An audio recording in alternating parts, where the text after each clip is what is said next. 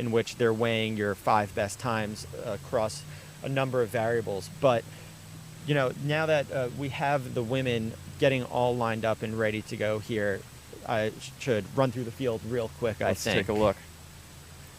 So in lane 1, you have Elise Cranny, 2, Sinclair Johnson, 3, Courtney Fredericks, 4, Hannah Green, 5, Emily Lapari, 6, Laura Galvan, 7, Amanda Eccleston, 8, Carissa Nelson, 9, Danielle Aragon, and our rabbit is going to be Bailey Myers. And the women are off. They're making their way down the back stretch. So once again, this pace, they are looking at the Olympic standard time of 4:04.2, and that is 65.1 a lap. And it looks like Bailey Myers is out front. She's the pacer for this race. And tucked right behind her, we have Elise Cranny and then Sinclair Johnson, the Bowerman Track Club women. And then behind her, the field. Elise Cranny, the 12-time All-American from Stanford.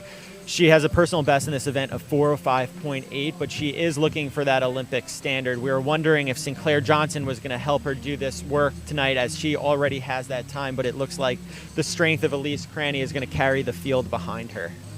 And Hannah Green, as we've said before, she's the tall athlete in the Oregon Track Club kit, the green top there. She's tucked in as well. And Amanda Eccleston, too.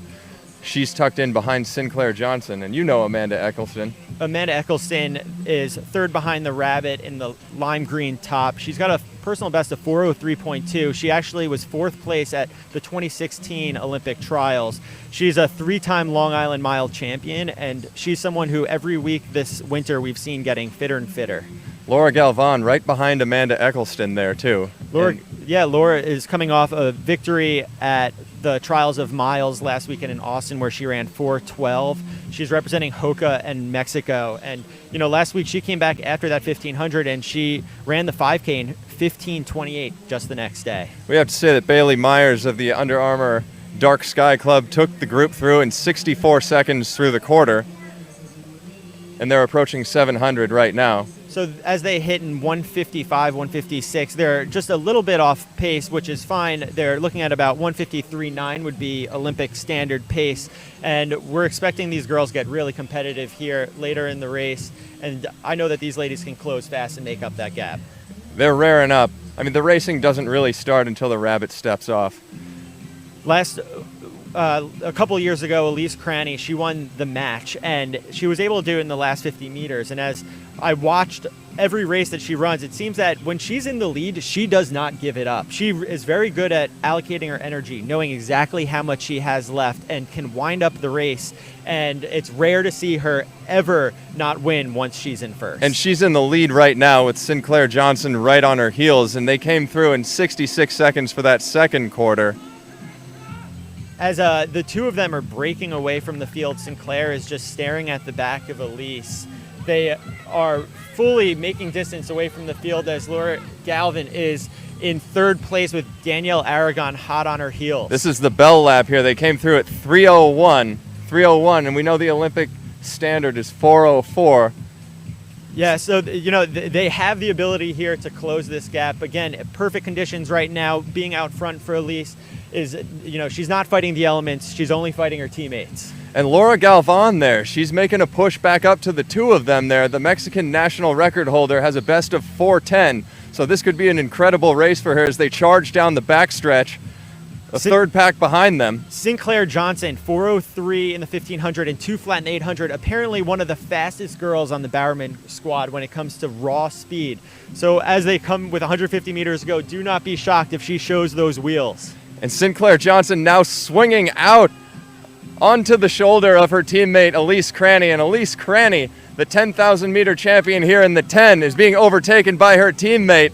She's won an 800 this year at the Prickly Pear Invite, and now she's taken the lead. Elise Cranny not letting go, but Sinclair Johnson eases up at the line there, running roughly 4:06 for the 1500. It looks like they're going to be just outside that standard that we were looking for. Sinclair Johnson pops up on the screen with a time of 4:05.91. So Unfortunately, not the Olympic standards that many in this field were hoping for, but you see in third, that's a big PR for Laura Galvan with a 4:08, so a couple seconds. That's a new Mexican national record for Laura Galvan here at the Sound Running Invite. 4:05.91 for Sinclair Johnson.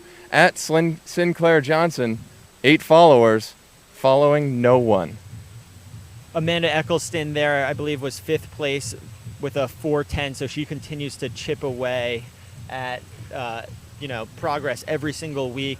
I think this was a good race for many of these women. I think something that we often fall into the trap of in this sport is if it's not a personal best, sometimes we don't think it's a good race, but it's much more than that. It's about how you competed, about the way you executed your race strategy, and I think that hopefully a lot of these ladies walk away happy. Amanda Eccleston, too. Great to see her back. Go Blue. A member of the Michigan track team back in her heyday. You know, this is a long season for the professional athletes, and I think that it's a little bit different than the NCAA, where you have to be ready, for 3 NCAA championships throughout the year. For a lot of these athletes, they're looking very long term. It's a big buildup leading into the peak of the season, and so for a lot of them, this is almost akin to a preseason. There's obviously something on the line, but it's almost like you only have something to gain by running really well here. Your win-loss record in March is not going to affect whether or not you make the team come the summer. Kyle, there's a lot of pride on the line here. The wins matter in this sport, and Sinclair Johnson has walked away with some cash, and you can put money into that prize purse too and increase what she's walking away with if you like that performance from her. We do have to give a big shout out to Rabbit for their $100 donation to that purse. So they are our league leader tonight. Rabbit, thank you very much. A big shout out.